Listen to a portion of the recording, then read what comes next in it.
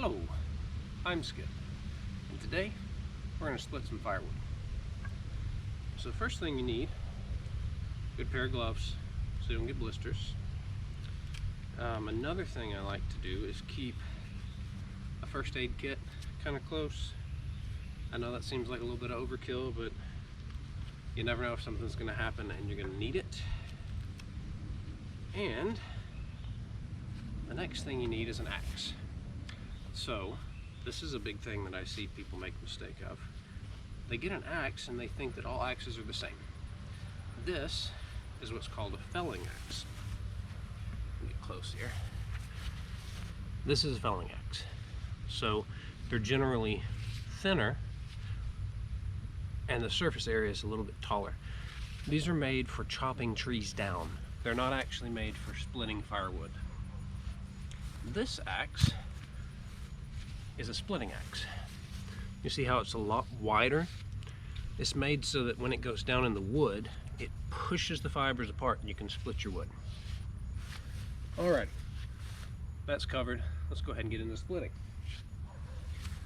So I've got a log here today it's kind of medium size, not too big. And the first thing you'll notice, when you look at it, if I can get my camera on here, is there's already some natural cracks running in this log here. So you want to aim for those if you're trying to split it in half.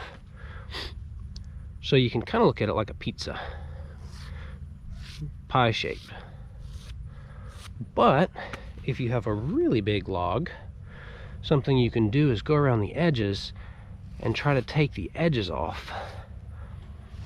And by doing so, you make the center smaller, so it's going to resist a lot less when you go to split it in half.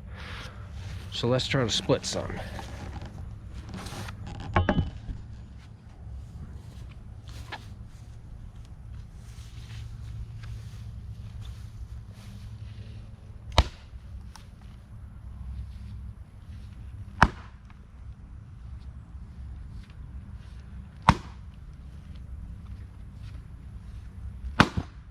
Alright,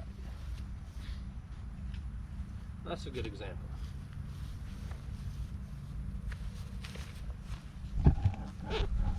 So, I was splitting along the edge here.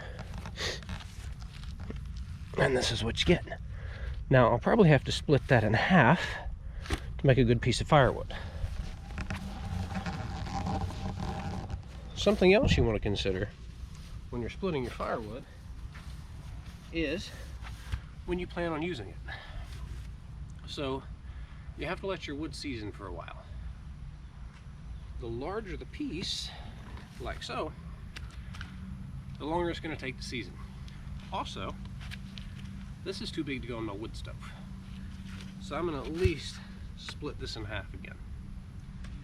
Now, the smaller they are, the faster they dry out, but also the smaller they are, the faster they burn in your wood stove or in your campfire or your fireplace. So for me, I like to have a variety. I'll have some very small stuff to go ahead and get my fire going and build heat quickly, and then say for overnight use, I'll put a couple of big pieces on top so that I've got some nice embers in the morning and it's not cold in the house. Also, when you split,